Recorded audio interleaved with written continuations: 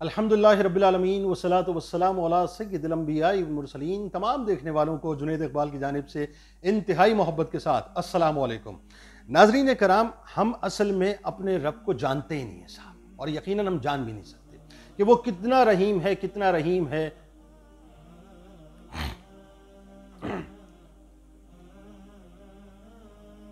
الحمدللہ رب العالمین والصلاۃ والسلام علی سید الانبیاء والمرسلین۔ تمام دیکھنے والوں کو جنید اقبال کی جانب سے انتہائی محبت کے ساتھ السلام علیکم۔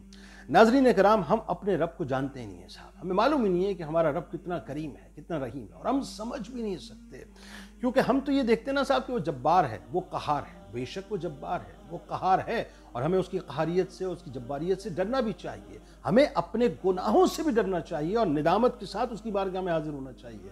مگر وہ رحیم بھی تو ہے صاحب، وہ کریم بھی تو ہے، اور رحیم و کریم ایسا ہے کہ اس کی رحمت اس کے غضب پر غالب ہے صاحب۔ اس کا غضب اس کی رحمت پہ غالب نہیں ہے۔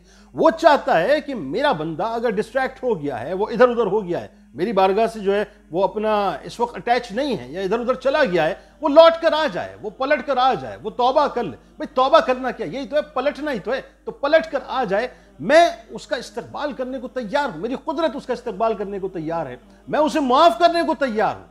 اللہ تبارک و تعالیٰ اتنا کریم ہے صاحب، اتنا کریم ہے کہ ایک بندہ جو برسوں کے بعد جب اس کے دل پر کہیں کسی موقع پر ایک چوٹ لگ جاتی ہے، تو اچانک جو اس کی پلکیں بھیگ جاتی ہیں نا، اور ایک یوں کہہ لیجئے کہ مکھی کے پر کے برابر یا مچھر کے سر کے برابر اس کی آنکھوں سے اگر ندامت کے اشک بہ جاتے ہیں، اللہ تبارک و تعالیٰ جہنم کی نار کو اس کے لیے ٹھنڈا کر دیتا ہے۔ جہنم کی نار یعنی دنیا کی جو ایکسٹریم آگ ہے نا صاحب، وہ جہنم کی نار کا 69واں حصہ ہے۔ ذرا سوچیے جہنم کی کتنی شدید ترین آگ ہوگی، لیکن اللہ تبارک و تعالیٰ مکھی کے پر کے برابر یا مچھر کے سر کے برابر ندامت کا اشک اگر ایک بندہ بہا دیتا ہے تو اس کو ٹھنڈا کر دیا کرتا ہے۔ تو ذرا سوچیے میرا آپ کا رب کتنا کریم ہے۔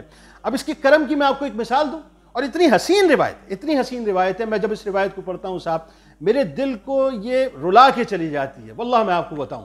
حضرت عمر بن خطاب رضی اللہ تعالیٰ عنہ سے روایت ہے، انہوں نے عرض کیا کہ رسول کریم صلی اللہ علیہ وآلہ وسلم کے پاس کچھ قیدی آئے۔ اچھا، ان قیدیوں میں ہوا یہ کہ ایک عورت بھی تھی جو کسی کو تلاش کر رہی تھی۔ حضرت عمر فاروق رضی اللہ تعالیٰ عنہ فرماتے ہیں اچانک قیدیوں میں سے اس کو ایک بچہ مل گیا۔ اس نے بچے کو اٹھایا، پیٹ سے چمٹا لیا اور اس کو دودھ پلانے لگی۔ ظاہر ہے ماں ہے، ماں کی مامتا جو ہے وہ پیاسی ہوگی، اس نے فوراً بچے کو اٹھایا، اپنے پیٹ سے چمٹایا اور دودھ پلانے لگ گئی۔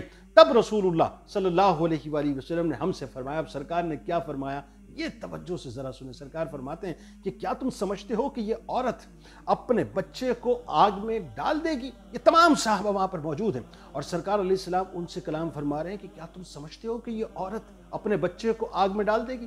ظاہر ہے یہ ہیومن سائیکی ہے، یہ جواب نام ہی ہونا چاہیے کہ عورت کیسے اپنے بچے کو آگ میں ڈال دے گی۔ ماں کی مامتا کی مثال تو ایسی ہے صاحب کہ اللہ تبارک و تعالیٰ نے اپنی رحمت کی مثال ماں کی مامتا کی مثال کو سامنے رکھ کے دی۔ یعنی میں 70 ماؤں سے زیادہ چاہتا ہوں، اتنی شفیق ہوتی ہے ماں اپنے بچے کے اوپر۔ تو سرکار علیہ السلام سے جو عرض کیا گیا وہ یہی کیا گیا کہ ہم نے عرض کیا اللہ کی قسم اگر اس کے بس میں ہو تو اسے نہ پھینکے تو ہرگز نہ پھینکے گی۔ یہ جواب سرکار علیہ السلام کو صحابہ نے اجتماعی طور پہ دیا۔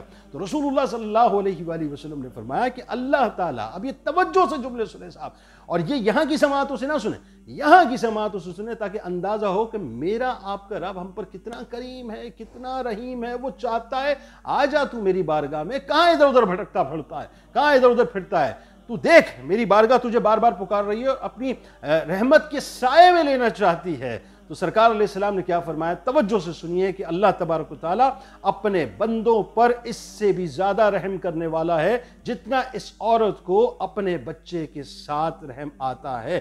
یعنی طے یہ ہوا کہ رسول کریم صلی اللہ علیہ وآلہ وسلم نے بنیادی طور پہ ہمیں بتلایا ہے کہ اللہ تبارک و تعالیٰ یہ چاہتا ہے کہ بندہ اللہ کی بارگاہ میں آ جائے۔ اگر وہ ادھر ادھر بھٹک گیا ہے، وہ نہیں چاہتا کہ اسے جہنم کا ایندھن بنائے، وہ نہیں چاہتا کہ اسے جہنم میں جھونکے، وہ نہیں چاہتا کہ اسے جہنم کے اندر تپائے، وہ نہیں چاہتا کہ اسے جہنم کا ایندھن بنائے۔ وہ تو چاہتا ہے کہ اس کے لیے جنت کو سجائے، کیونکہ جنت اس کے لیے سجائی ہے۔ بس بندے کو پلٹ کر اللہ کی بارگاہ میں آنا ہوگا، کسی اور کے پاس نہیں جانا ہوگا۔ اس دعا اس امید اس یقین کے ساتھ اجازت دیں کہ اللہ تعالیٰ آپ کا ہمارا ہم سب کا حامی ناصر ہو۔ اللہ حافظ۔